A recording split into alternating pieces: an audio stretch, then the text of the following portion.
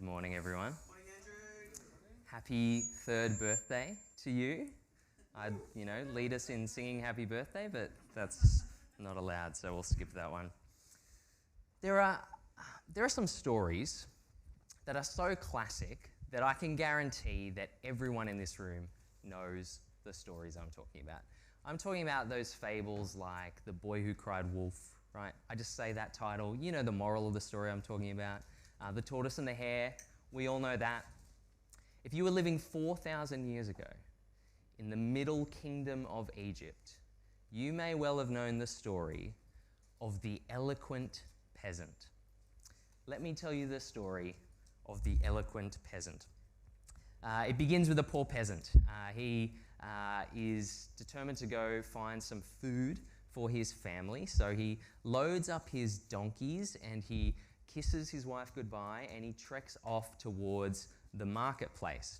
Now, on the way there, he is spotted by a rich landowner named Nempty Nacht, which I think is the most amazing Egyptian name. I'm probably not pronouncing it right, but Nempty Nacht spots this peasant on the way, and he devises a scheme to steal the donkeys and the supplies of this poor peasant. You see, Nempty Nacht knows that there's a point where the path the peasant's on gets quite narrow, and on one side of the path is a river, and on the other side of the path is Nempty Nacht's fields where he's growing his grain.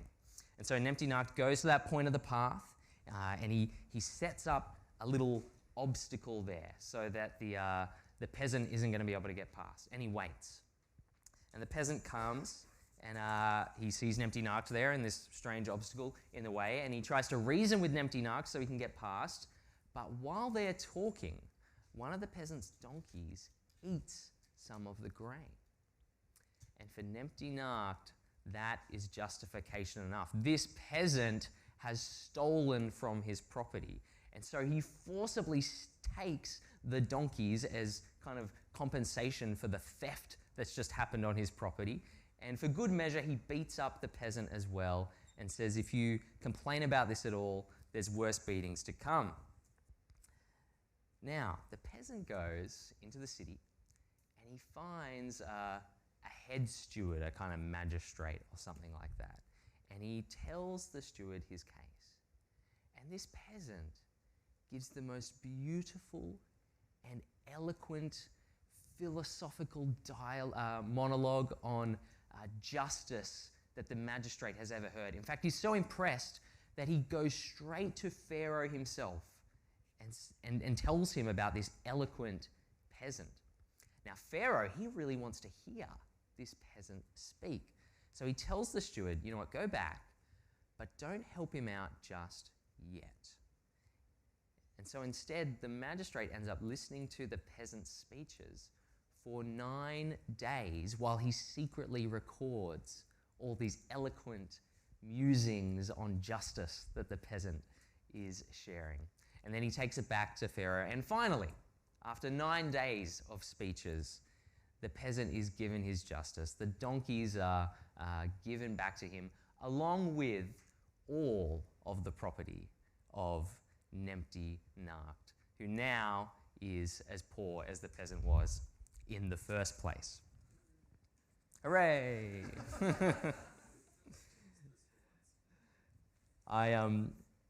That is the eloquent peasant. I think I'll stick with The Boy Who Cried Wolf for Kari for her bedtime story tonight, personally. But it's a fascinating story, and it's a story about integrity, isn't it? It's about this guy who is searching for somebody who has integrity, someone with power who is not going to misuse it, someone who is going to wield that with integrity. And that is an issue that has not gone away over the past 4,000 years, has it? In fact, in 2011, there was a survey of Australians, quite a large, significant study actually, very rigorous, that asked people, what is the number one reason, or rank the reasons why you have bad feelings towards Christianity? If there was kind of one problem that for you was the sticking point, the issue for why you would not consider the claims of Christianity, what would you say that is? I wonder what you think the top answer would be on a survey like that today. It wasn't the problem of suffering and pain and evil in the world. It wasn't the reliability of the Bible. It was the abuse that happens at the hands of church leaders, the hypocrisy that is seen at the level of leadership in churches. That was the number one, by a long way, issue people had. Now, corrupt leaders who lack integrity are kind of a big part of the chapters of Jeremiah that we're going to look at today. We have foolish and shameless monarchs, we have evil kings, we have lying prophets. And as we cover chapters 21 to 24, that's our brief today, 21 to 24, we're basically just going to look at two ideas, just 2 points, 2 headings for us today. The first is to do with integrity, pursuing integrity. And the second is to do with grace, relying on grace. That's the message today. Pursue integrity and rely on grace. So we pick it up in chapter 21. If you've got a Bible there, it'd be great if you turn to there on your app if you're in chapter 21. That's where we're looking at now. Chapter 21, King Zedekiah is in focus. And Jeremiah turns a bit of a corner here, right? For the last 10 or so chapters, Jeremiah has been pretty down in the dumps, pretty kind of introspective and kind of struggling with the costs of ministry. We've looked at that over the last couple of weeks. Here he turns a corner. He sort of gets his prophetic mojo back a little bit. He is kind of feeling a bit more secure in his role, and he comes out shooting. Right before the exile is going to come crashing in, God equips him for this time and the task of giving some hard-hitting prophecy. So, in chapter 21, King Zedekiah, the last king of Judah, at this point in history, he sends some officials to go to Jeremiah and, in a kind of last-ditch Hail Mary effort, see if they can wrangle a miracle out of God through Jeremiah. And boy, does Zedekiah need a miracle. Let me tell you about King Zedekiah. He is the last of the idiotic kings of Judah. After 10 years on the throne, he is currently in the process of throwing Judah under the bus by picking a fight, starting a pointless rebellion with the most powerful nation in the world at this time. He has poked the bear of Babylon one too many times, and he's managed to convince King Nebuchadnezzar, the king of Babylon, that, you know what, Judah is annoying enough that I should go and squash them. And so that's what's about to happen. And at this point, at this very last minute, after showing no worship towards Yahweh, Zedekiah now, truly presumptuous and shameless as he is, sends to see if he can get a miracle from God through Jeremiah. Jeremiah probably could not contain his laughter when this request came to him. Zedekiah gets a prophecy, but it is not good news. God is not just sending the armies of Babylon against Judah. God is going to fight for that army. That's the message that is sent to King Zedekiah. Just like God fought for Israel in the past in her battles as they came into the land, now he is going to fight against her. It's such a shock when you read it. It is a scandal. Yahweh fighting against Jerusalem. And at this point, there are two choices for Judah. Jeremiah says there's a choice of, there are two ways, life and death. You can dig your heels in and you can fight and you will die, or you can surrender, submit to what is going to happen, go into exile, and you will live. Now in the next chapter, chapter 22, at this point, Jeremiah is not just responding to the king's officials, he is actually now in the palace. We've actually stepped a little bit back in time to one of the earlier kings. Jeremiah is not a chronological book always, it's arranged deliberately, and here we have all these bits about bad leaders arranged together. Jeremiah is now speaking to one of the previous kings. And he goes and he bravely calls out the injustice they've committed. We read in chapter 22, verses 13 and 14, "What sorrow awaits Jehoiakim, who builds his palace with forced labor. He builds injustice into its walls. He makes his neighbors work for nothing. He does not pay them for their labor. He says, I will build a magnificent palace with huge rooms and many windows. I will panel it throughout with fragrant cedar and paint it a lovely red. Good choice of paint. The wicked kings have exploited people to build themselves nice holiday homes. And it goes on in the next chapter, chapter 23. Imagine this. Imagine the owner of a farm. He hires a shepherd to look after a particular flock of sheep in one of his pastures. He's a farmer with heaps of stuff going on. He's got a shepherd over here. He recruits the shepherd and he actually gives him written instructions on how to do his job. And he says, if you ever need help, come and speak to me. I'm very happy to help you out. He goes away and he comes back sometime later and he finds the sheep just in a terrible mess. They are scattered all over the place. One's stuck up in a tree over here. One's fallen in the dam. Half of them are dead. They're sick and they're being attacked by dingoes, whatever it is. And the shepherd is there very busy building himself a nice little place to live, a nice little cottage with all sorts of entertainment, and bragging to the other farmers about how important he is. Chapter 23, that's the picture of God's leaders. Verse 1, what sorrow awaits the leaders of my people, the shepherds of my sheep? For they have destroyed and scattered the very ones they were expected to care for, says the Lord. And then the rest of chapter 23 is basically just a lowlights reel of the leadership. There are prophets lying about receiving visions, deliberately lying. They've become so obsessed with sharing and interpreting and decoding one another's dreams, every dream they have. In fact, it gets so bad that God puts a ban on them saying the phrase, I've had a dream. It's multiple times there. God says, you're not allowed to say that anymore because it's way out of hand. Some of the prophets have claimed to receive prophecies, get this, from other gods. Up in Samaria, they're prophesying through Baal, one of the Canaanite gods. It is spiritual adultery of the highest order. There is no integrity to be found in the leadership of Israel at this time. The situation is dire, and their injustice is very serious. It's not just corrupt, it's not just bad government, it's not just morally wrong. What does the Bible say to leaders of God's people, leaders of his people in the Old Testament, leaders of churches today, about the misuse or the abuse of power? He says it is repulsive, it is abhorrent, and he hates it.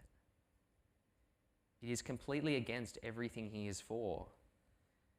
In fact, he says to these wicked kings, do you think your big palaces make you big kings?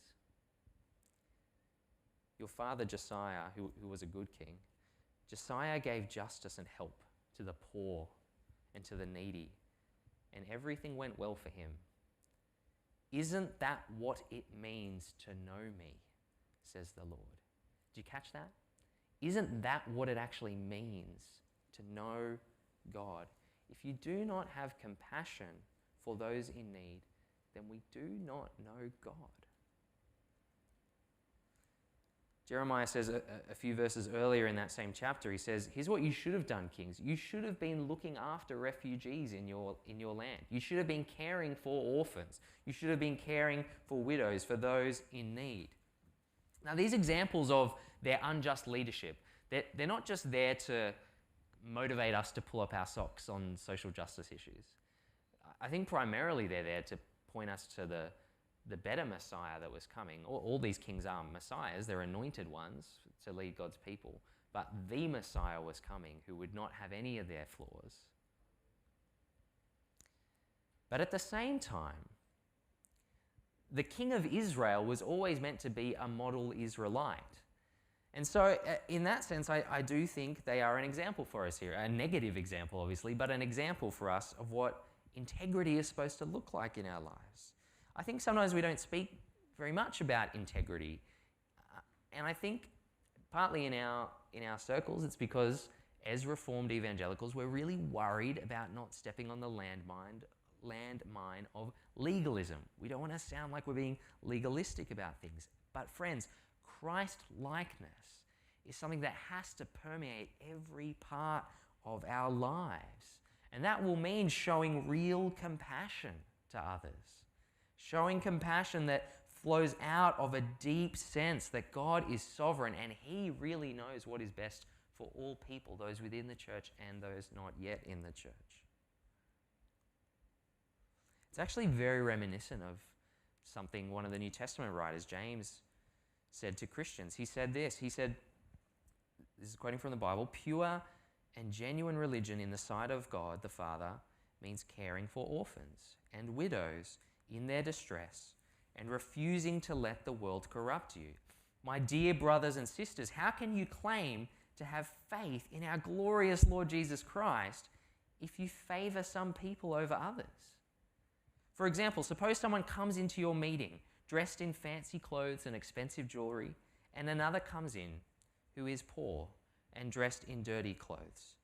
If you give special attention and a good seat to the rich person, but you say to the poor one, 'You can stand over there or sit on the floor,' doesn't this discrimination show that your judgments are guided by evil motives?"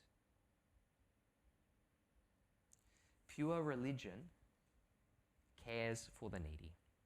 It pursues integrity. Now, that is an attitude that is going to affect our everyday interactions, but there may be times where it kind of comes out in bigger, more intentional ways as well. Let me give you some examples of what that might look like as we try to be doers, not just hearers, of this call to pursue integrity. Here at Life AC, we run a ministry called Life Hampers and Bread of Life. It is an excellent initiative run by members of the church and many volunteers, providing food and vouchers and prayer and Bibles to members of our community who are in need. Often Cha-Cha, the pastor who looks after that ministry, she'll send to the staff team just on Facebook Messenger little encouragement notes that have been sent to her by people that are part of recipients of the hampers. Here's a short note of thanks that we got that was happy to be shared with members of the church. This person writes, "Hello everyone at Life Anglican Church." Smiley emoji face with hands pointing upwards. "I hope you're all doing well. I just want to say thank you for the food hamper, voucher, and Bible that you've given my husband and I yesterday. You've been so generous to us from the start, and we cannot thank you enough. May God bless your beating hearts. Thank you, A." That's a ministry you could support. It is a ministry that is attempting to pursue integrity and show compassion. You could support other excellent organizations outside of our own church. Groups like International Justice Mission, IJM. I heard a presentation from a woman that works for IJM recently. Their mission is to end slavery within our lifetime. Did you know that there are more people trapped in slavery today than there ever have been in history? Over 40 million children, women, and men are abused in the slavery industry, and it is worth 200 billion Australian dollars. Go check out their website, read their stories, share those stories, support their work. They are doing incredible work. There are heaps of other good organizations in this space, groups like Compassion, Child Sponsorship. These are all wonderful initiatives and ways we can live out this call to care for those who need care. Supporting those groups is an excellent tangible step if you are not sure about where to go next practically on this. But the first step for all of us is to examine our hearts, to pray for those that are oppressed, to check our attitudes towards the poor, to check our thoughts and the way we talk about refugees. That is where the pursuit of integrity begins. So we see in these chapters of Jeremiah the importance of pursuing integrity, and then we also see the importance of relying on grace. There are a few moments, just a few moments, but they're beautiful moments where grace just kind of peeks through. And I think it's starting to shine a little more fully as we as we've worked our way through the book of Jeremiah, we've had to kind of find the very small moments of grace amid the judgment prophecies. Here it kind of starts to shine just that much more strongly. The armies in the exile, they're coming for Judah and her terrible leaders, but then we see these moments of grace. The first is hidden there in chapter 21, and I've kind of already mentioned it. God says, if you surrender to the armies when they come, you will live. There is a way for these people to live. Follow my instructions in this, says God, and you will survive. Entrust yourself to my plan. Step into my plan. Surrender to God's perfect wisdom. And even in this moment, when Jerusalem itself is about to be burnt down and all of its people are about to become refugees, even in that moment, there is salvation and there is grace. The next pops up in chapter 23, the bit that we had read actually, in those first few verses. In verse 3, God says, when those people are taken to Babylon, he is going to watch over them. He's going to protect them. And he's going to bring them back home one day. Verse 3, I will gather together the remnant of my flock from the countries where I've driven them. I will bring them back to their own sheepfold, and they will be fruitful and increase in number. And then a famous verse follows just after about this righteous branch of David, some descendant of David who is going to be a perfect, wise king, flawless in all the ways that the leaders right now are flawed. And he's going to save the people, says Jeremiah. This perfect king is coming. We know who he is, right? It's Jesus, in case you weren't sure. And then thirdly, there's this little chapter, chapter 24. The whole chapter, it's only 10 verses long, and the whole chapter is just one vision that Jeremiah receives. It's about fruit. There are 2 baskets. In one of the baskets, there's really good, delicious figs. And in the other basket, there's really rotten, disgusting figs. There's this great moment. God describes this vision to Jeremiah, and then he says to Jeremiah, Jeremiah, what do you see? And Jeremiah gives this incredible speech. He says, figs. Ding, ding, ding, you got it. The figs, God tells us, are a representation of 2 groups of people. Zedekiah and his officials, these cruel leaders, are about to be chucked in the bin. But the good figs, listen to what happens to them. Chapter 24, verses 5 and 7. 24, verse 5. This is what the Lord, the God of Israel, says. The good figs represent the exiles, the ones I sent from Judah to the land of the Babylonians. I will watch over and care for them. I will bring them back here again. I will build them up and not tear them down. I will plant them and not uproot them. I will give them hearts that recognize me as the Lord. They will be my people and I will be their God, for they will return to me wholeheartedly. Wow. This is just like the promise that was right back in the first chapter of Jeremiah. This language of building up and tearing down, uprooting and planting. That's what was going to happen in Jeremiah. It's been happening. And now we see exactly what that means. It means the people are going to be uprooted from their land, but then eventually planted back in it. And more than that, the big news here is there in verse 7. God is also going to give them new hearts. He's going to fix the problem with their hearts. How is he going to do that? In surrendering to exile and in waiting for their restoration, waiting for their new promised king, in having their inner selves transformed, God is pouring out his grace on them. He's pouring out his grace on them.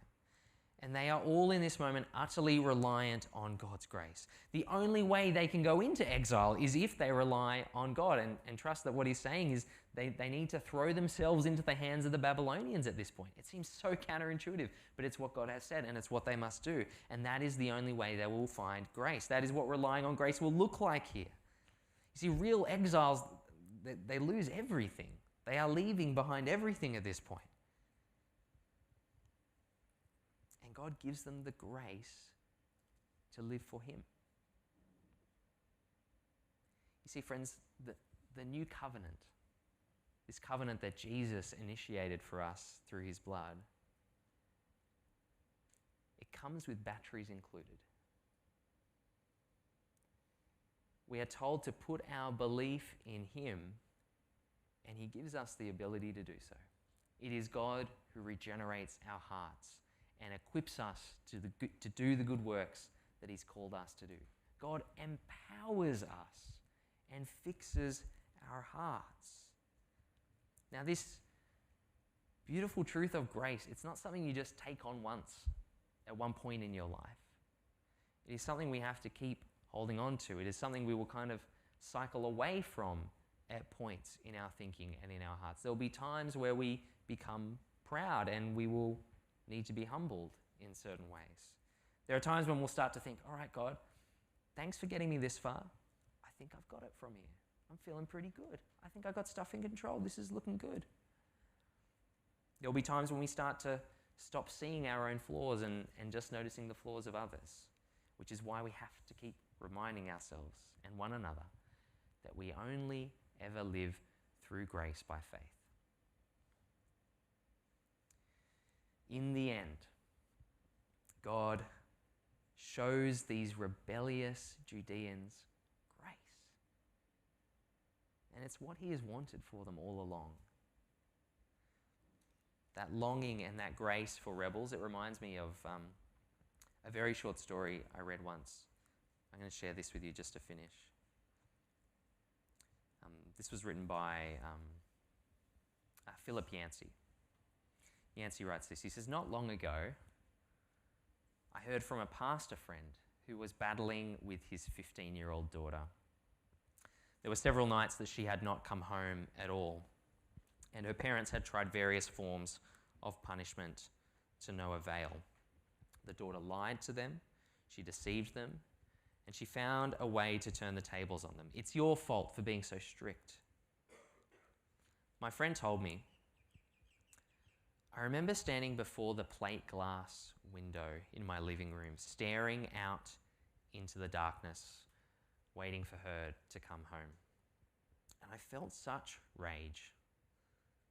I really wanted to be like the father in that prodigal son story, but I didn't feel like that. I was furious with my daughter for the way that she would manipulate us and twist the knife to hurt us deliberately. And of course, we knew that she was hurting herself just as much. And I understood then the passages in the prophets expressing God's anger. The people knew how to wound him, and God cried out in pain. And yet, I must tell you, when my daughter came home that night, or rather the next morning, I wanted nothing in the world so much as to take her in my arms, to love her, to tell her I wanted the best for her. I was a helpless, lovesick father." And Yancey says, now when I think about God, I hold up that image of a lovesick father, which is miles away from the stern monarch I used to envision.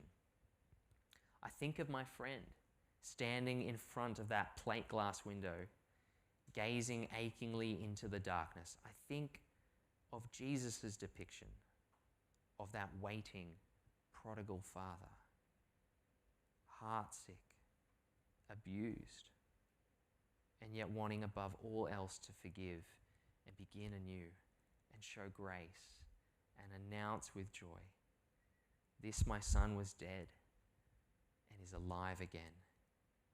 He was lost and is found."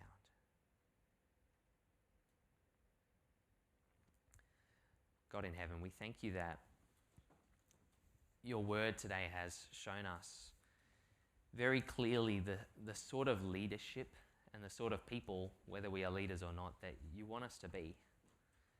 You've called us to be those who care about the needy. And sometimes it's hard. Sometimes we are too busy and we forget to do it. And we just ask now that you would help us all as individuals and help us as a church to not lose that edge, to not stop being those that care for the oppressed and the needy and those who need an extra measure of compassion. We ask too that you would help us in that task to always rely on your grace. We thank you that we don't have to prove to you that we're worthy of your love. We thank you that you've saved us by grace. That means we don't have to work our way into your good books. But even when we are as rotten can be, you extend to us that arm of grace that says, submit to my will and my plan, and you will find forgiveness. We thank you that that grace is there again and again and again for us in Jesus. Help us to trust it and grasp it, especially when we forget it. Help us to pursue integrity and rely on grace. Amen.